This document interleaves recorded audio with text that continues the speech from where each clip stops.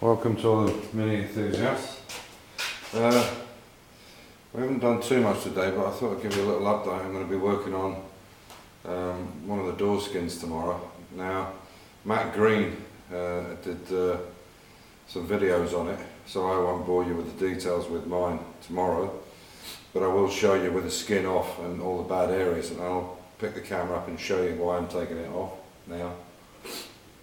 And Matt's video is very good, but with the fast forward that he does, it's sometimes hard to pick up some of the points, you know, like where they need to be welded and where they need to be cut and so on. And I'm sure Matt would agree, one of the best videos on that is Project Binky from Bad Obsession Motorsports. And they do a video there which shows it all the way through about how to take the skin off and put it back on, all the places to check and so on and so forth. So Project Binky, I think it's episode 8, I think it is, from Bad Obsession Motorsport. Brilliant videos they do anyway. Matt's is very good, but obviously it's more difficult when he's doing it quickly or fast forwarding it. So as I say, what I'll do is tomorrow I'll take off this door skin and then I'll do a video tomorrow and show you exactly what I found, but I can see from inside internally it's bad.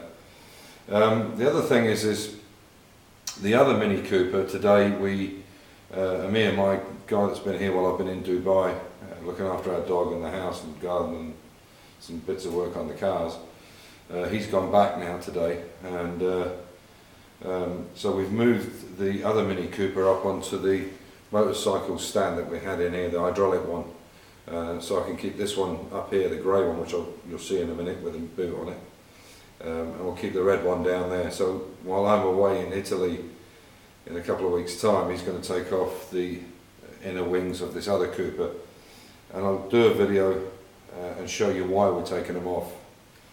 Anyway, this is I don't know if some of you guys will be familiar with this or not. This is what they call a profile cone. This is a plastic one, and you can originally they were made of metal. They were like a metal cone, and they were for making profiles on all kinds of things, you know, like a flange or an edge or whatever. I say this is the plastic style one, and if you've got a profile you want to copy, you know, you can push this down until it actually lines up with the body shape you want, like so on and so forth, and you can recreate that same with here. And I've just been looking at this one here. This one here is absolutely perfect. I say perfect, is as good as certainly I can get it, but the fitting here and everything is really good, and it looks good on the other side. There's just a slight low area on this scuttle, and I do remember now when I took this off, this scuttle panel, which is the one that was on it when I got it, was not the original, but it was a new one, or a newer one, and it was quite high, had quite a bit of high build filler on that corner. So I'm not sure. What I might do now is retake out the lead load and de-weld it a little bit and just see if it's possible to get the profile down, but I don't think it will be. I think probably what I'm going to have to do is lead load that area, but it's quite a big. I'll pick the camera up and I'll show you. And what I did was I actually took this cone and actually took a profile of it and then took it over the other side. I mean, they won't be exactly on, but there's a massive difference. And from there onto that side, you can really see it. So these things are very handy, these profile cones. You can get them quite long as well. The metal ones are good, but they do tend to rust a little bit. So, you know, as I say, you can use any profile you want. It's any shape you want. Quite a cheap thing to buy. Good for a lot of little projects. Anyway, so I'm going to pick the camera up and I'm going to show you a couple of things.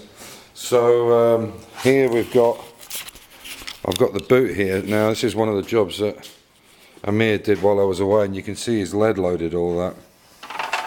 It was quite alright. There's obviously a nut in there. Oh, yes there is. So he's lead loaded all this, and he's done this on the bottom as well. You can see. So you can see there's no. It doesn't look like there's a lip on it anymore. There's the actual lip there.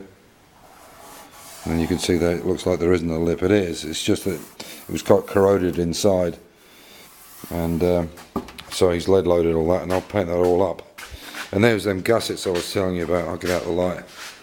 You can see there how I welded it all the way around that gusset. for somebody watching in that's doesn't watch the videos, this is a boot hinge that's not normally on. It's a side opening boot hinge, but for people that do watch regularly, they know I built this up to make it into a side opening boot. Okay, going on to these doors, you can see this one here has all been cleaned up, looks nice. The frame is good. The actual I'll put the light on so you can actually see what I'm talking about and see the difference. And you can see inside there, hopefully you can see inside there, you can see how clean it is. And up where they normally go is inside there. In fact, I'll try and see it, if that's it. I don't know if that'll work, maybe not. Maybe you can see it, maybe you can't.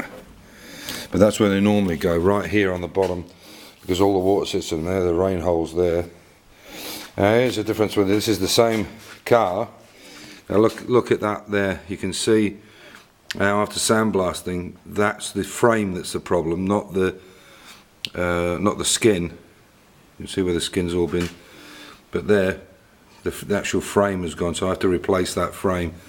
And there again, the rest looks okay. If the skin would have been good on this, what I could have done was probably lead loaded that and got away with it.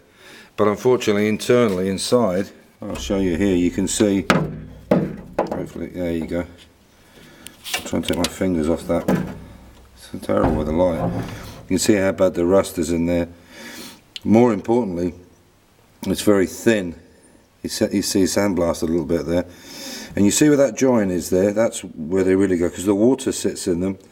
And I guarantee when I take that off tomorrow, that'll be really badly corroded all the way along. Again, hopefully that will show up. You can see there. But it's that edge in there, that's where the water sits in them. And you can see the difference in that one there. See how clean that is? It's still a little bit of surface rust, but nothing major. And the big pointer on that is when you, if I turn the door over now, excuse me a second with the light. When I turn this door over, excuse the camera work for a second, here, this is a perfect example. I'll just turn this around again. So I'll take the skin off tomorrow and then I'll let you have a look at it. You can see there's a perfect example of what I mean. And this is where they rot, in between this piece. There's a weather strip goes on this, and because it traps all the water, and you can see where the spot welds are all the way along. This is a bad point for them cracking here, and internally they're bad for cracking.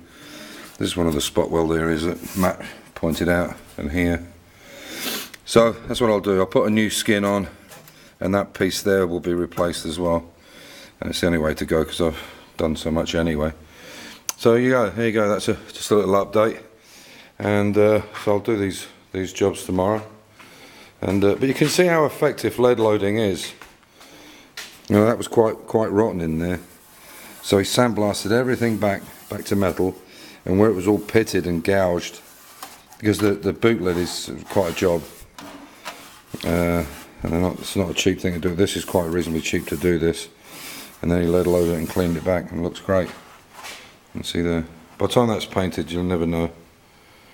And then with the seal and everything. So anyway, so that's it. Just thought I'd give you a quick update, and as I say, tomorrow I'll do these two. I'll do this door, and then we're gonna sandblast everything. Because I've been watching Matt's videos, and you know he's. I know he's on his own, and he's working in a little garage, and it's just soul destroying when you stood there with sandpaper or a DA or whatever. It's okay afterwards once you've primed it, but I think the best thing is just sandblast them, get them right down to bare metal and start again. Best paint job you'll get. Anyway, again, thanks for watching in, and as I say, I'll show this one up tomorrow so you can actually see, but I won't bore you with taking it off. It's a very simple job. It's just a matter of putting a grinder and just lightly grinding until you hit the side and you'll see it split open. Anyway, take care, bye for now, catch you tomorrow, bye.